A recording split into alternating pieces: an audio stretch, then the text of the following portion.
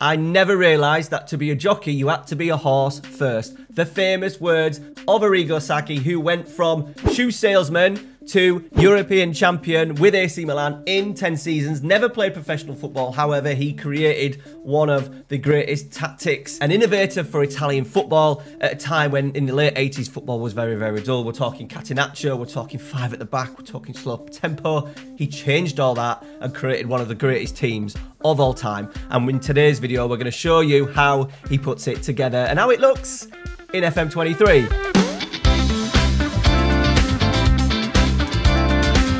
I am FM Treq.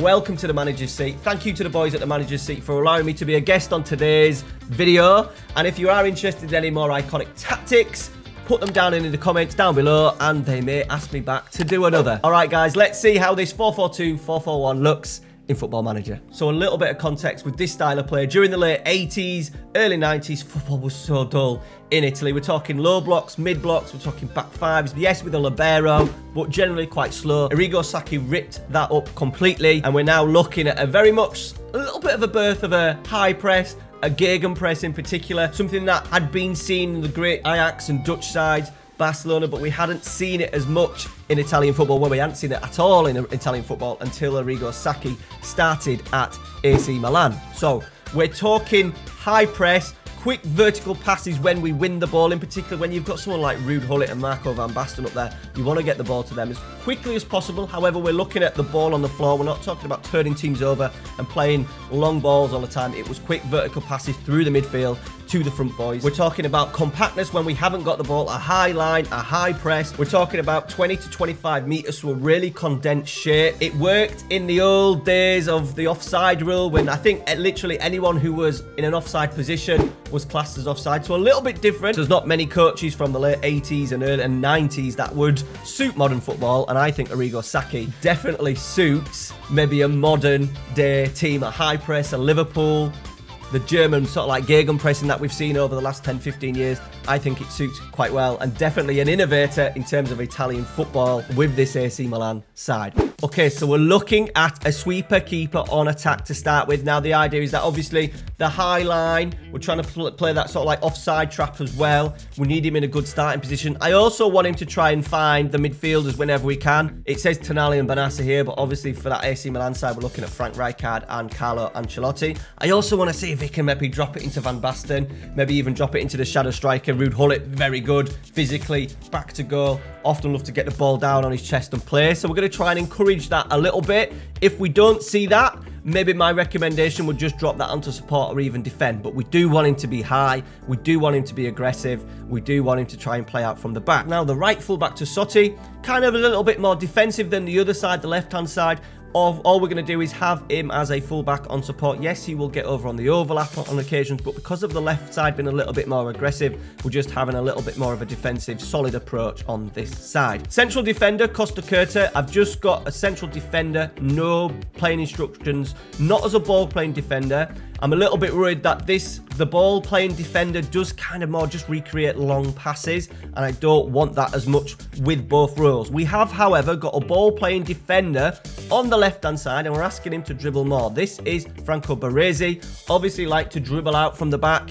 Very good at switching place, hitting balls into Ruud Gullit's chest, moving balls out to the flank. So we do want to encourage it at least with one of our centre-halves. Left back is a very young Paolo Maldini. Theo Hernandez suits this role fantastically well at AC Milan. Fullback on attack, no player instructions. He would obviously get round. We've got an inverted winger in front, so it makes sense to have fullback on attack, getting into very dangerous areas. Obviously, we know how good Paolo Maldini was, but remember, this is a young Paolo Maldini as well, so has the energy to get round and get some balls in the box to Van Basten and Ruud Gullit.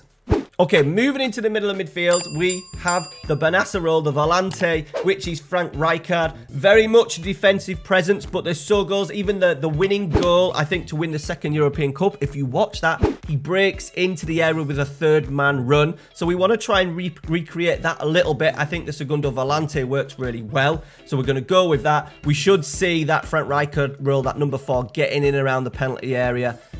backing up the two strikers. We'll often see that shadow striker obviously getting up there, so it leaves a little bit of a pocket for Rijkaard to go into. The left-hand side, the Tonali that we've got here, tackle harder as a player instruction, but we have got Ancelotti basically would sit in front of the back four, get the ball, give it, pass it, give it, pass it, find players on the wings, move the ball into midfield, kept the play ticking over, very structured, would never really deviate from the centre of midfield, but what a player. I think definitely an underrated player in this Milan side, especially because of the 3 Dutch boys that they went on to have. Scoring big goals in finals, but Ancelotti was definitely a key figure in this midfield, holding it all together. Right, the 2 wide midfield rows, we've got a winger on support, mark tighter, and an inverted winger on support, mark tighter. What we're trying to recreate with that is, can we get that compactness when we lose the ball as quickly as possible? Can we get that midfield 4 in as quickly as possible to help stop counter-attacks, teams breaking on us? Now, if we had a Rebic, this inverted winger in a high position, maybe a winger on support or winger on attack in this high area, we're going to get found out in these wide areas. Colombo and Donadoni were very much not attacking midfielders, but they were good, solid midfielders, sometimes playing the central midfield. We've got Rebic, the left-hand side, as an inverted winger because we want to encourage that Maldini on that side. Colombo and Donadoni would often come into that midfield area. We've got it on support as well, not necessarily getting too high. They would often just support the front players. All right, so that is the middle midfield. We've got that mark tighter structure on as well to make sure that they're sort of like tracking, attacking maybe wide players, the right wingers, the inside forwards, the inverted wingers on the other side, making sure that I think the mark tighter does help in terms of triggering that press. And then the big boys, we've got Marco van Basten and Ruud Gullit. The Ruud Gullit role we've got as a shadow striker. Now, there's often an argument that can say that it's more of a 4-4-2. However, the runs that we want to recreate with this, and in particular when the midfield have got the ball, we want him starting deep. We would often see Marco van Basten drop in a little bit and Ruud Gullit go beyond. So the shadow striker kind of suits that a little bit better than rather than having like a target man or a deep line forward up there. So shadow striker, we're asking him to run with the ball and we're asking him to tackle hard. We want him pressing as much as possible. He was an absolute beast, especially when the ball is maybe broken up at the edge of the area. He was fantastic at getting the ball back for his side. And then the complete forward on attack, no player instructions. It's Marco van Basten, the man that in his prime when he was fit could do absolutely everything. I think complete forward kind of suits him. He would hold the ball up, he would get in the box, he would work channels, brilliant in the air, absolute goal machine as well. So we've got him as a complete forward on attack.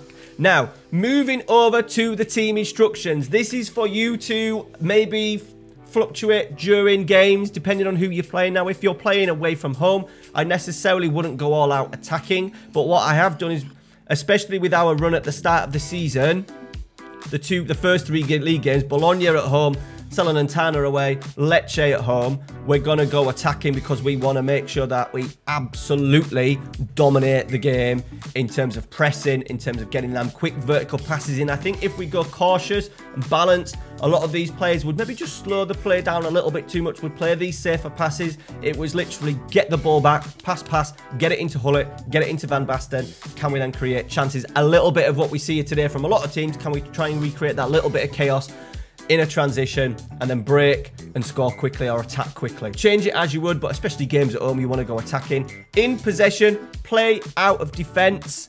Standard passing directness. We're not going to try and launch it too long because the ball often would come back. They still would dominate games in terms of possession anyway, so we're just going to keep it on standard. I think that gives us a nice variation with play out on defense, what Baresi might do in terms of giving it into the midfielders, maybe find them pockets for the shadow striker as well, and maybe even at times launching the ball into the channels for a Van Basten or even a Gullit or other 2 wide players to run onto. Tempo higher. Obviously, we want to try and recreate that chaos in the middle of midfield. We want to break quickly. We want to move the ball quickly, get it through the thirds as quickly as possible.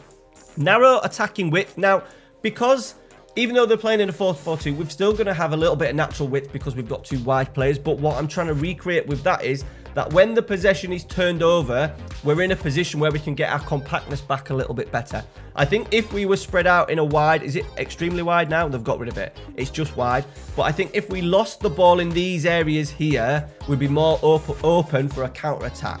However, if we can just move it back to fairly narrow, it gives us that option. We're still going to have Maldini getting wide. He won't tuck in. He will still go wide on the overlap anyway, and it'll just help us in transition a little bit and get that compactness, get them two banks of four in a little bit better, and it will stop obviously teams counter-attacking on us. Very important for when we talk about the in transitions. Everything else, you could say hit early crosses on, but I've just left it off. I think sometimes hit early crosses a little bit of an overkill. We do want Ancelotti, Rijkaard at the edge of the area as well. Shoot on sight could be a thing. Often Ancelotti and Rijkaard would let shots go from the edge of the area, but I've just left it blank. In transition, we're asking the goalkeeper when he can to play short kicks. Can he get it out to the fullback in terms of Maldini? Can he get it out into Baresi, who would then carry, who would then maybe look for passes into the midfield? Remember, we're trying to play out from the back. When possession has been lost, we're obviously counter-pressing. There was that initial ball lost, and it was hunting in packs of 3 and 4. In particular, Ruud Gullit, 2 central midfielders, wide players coming in and helping out. And then when possession has been won, we're countering. Quick transitions, then quick vertical passes through the lines into Gullit, Van Basten as quickly as possible. Okay, so that's the transition. Moving into out of possession, this is where it gets a little bit dangerous. So during the late 80s, the early 90s, the offside rule was very different. I believe that if anyone was in an offside position, they often got flagged for offside, which made pushing up a higher line a little bit easier to catch teams out. That so much now is not the case because people being active and not active and second phases and all that and VAR and all that sort of stuff. So it's made it a little bit more difficult. Something that I think Arrigo Sacchi may have to change if he was coaching in a team today. However, we're doing it the Arrigo Sacchi way. So defensive shape, high press and much higher line. We don't just want a higher line because we're trying to recreate that compact block. If you really want to go for that 20-meter sort of like distance of compactness, you could even drop it into a mid block and a defensive line. However, if we just move that onto a high press, it does give us the opportunity just to be a little bit higher up the pack. So that's what we've gone. But if you want a real compact block, the standard line of engagement with the higher defensive line, I think probably an FM opens you out a little bit too more from that defender just booting it over the top and a fast striker running onto. Okay, trigger press much more often. We've got that because we want to see when we lose the ball, we want to see that snap. We want to see all the players pressing, going towards it. Maybe the closest 2 or 3 players going and engaging in the tackle and winning the ball back as quickly as possible. Tackling, get stuck in. They were very aggressive. Will no doubt get you some yellow cards. Maybe a bit of a personal preference. They can leave that out, but it does help in terms of how quickly you can get the ball back, I find. Defensive line, step up more. Once again, they were literally just trying to squeeze up as much as possible, camping the other team's half, trying to play players offside a lot. So obviously we're going to have that on. And then we're having trap inside on. What we're trying to recreate there is the ball going out wide. We're going to try and force that play into the midfield. We're trying to get Ruud Gullit, the 4 midfielders, showing them inside into here. So then once we do win it in the middle of midfield, we can then break quickly and get the ball in central areas, feed them balls in, breaking lines to Van Basten and to Ruud Gullit. Okay, that is the tactic. Let's go and just see a few little clips that I've seen in the match engine so far in the first couple of games of the season. Okay, so here we are. We're going to show you a goal that we score eventually through Kalatakar, who is playing the Ruud Gullit role. I think that's him there. Yes, it is. Playing as the shadow striker. We're going to have build-up from the goalkeeper. We're also going to have build-up from our fullback, Maldini. We're going to have our Franco Baresi, ball playing defender, get on the ball. Remember that play instruction of dribble more. So it comes back into the goalkeeper. Simple pass out. And then because they're playing a little bit of a mid-block, it gives Tomori the opportunity to drive forwards. As you can see, the fullback on attack is still quite defensively solid. I think if this was a complete wing-back on attack, he would be up in this position, pushing Rebic in there a little bit earlier. However, because it's a fullback, I think it's just keeping that little bit of defensive shape a little bit more. He picks his times to go a little bit more cleverly, a little bit more conservatively, rather than if it was like a complete wing-back. Okay, so Tomori then plays it in to the fullback. We then get a little bit of movement. We've actually got 2 strikers there. So there is Kalatakar now acting as a second striker. I think the Van Basten role, complete forward, will like to drop in as well, as much as he possibly can. Playing with the deep line playmaker. Rebic is now going to make that inverted run, which then gives Maldini the opportunity to get on the ball and carry. Carries really well. A nice little slide into Rebic. We're now going to see, there's your complete forward getting in there. We're now going to see, obviously, Kalatakar. Ruud Gullit was so good in the air, getting into the box. Winger on support. We're going to keep a little bit of an eye on as well on our 2 central midfielders. Remember, they were just literally just there to back up play. Often score goals from the edge of the area as well. Nice play from Roach. We do get, if we just zoom in, We do get a little bit of luck with the bobble. It's come off the defender and gone up into the air. Maldini, though, is challenging for it. And the ball is won. And there you go. Smashing it in, shadow strike in the 6-yard box. But what I do like with this tactic as well, we've got the 2 central midfielders backing up the play. We've got plenty of bodies in the box. And because of the position of some of these players, in particular the wide midfielder and the 2 central midfielders, if the play does break down, we're in a good position to win the ball back, recycle the play, move the ball again and not let the other team out. Okay, this next clip, I'm going to show you how we get the ball back, how we press, getting that defensive line up. And then it results in not a goal, but a clear opportunity, to be fair, that Kaleta should have scored in that shadow striker role. So, the ball is played in. As you can see, the defensive compactness is really, really good, really aggressive.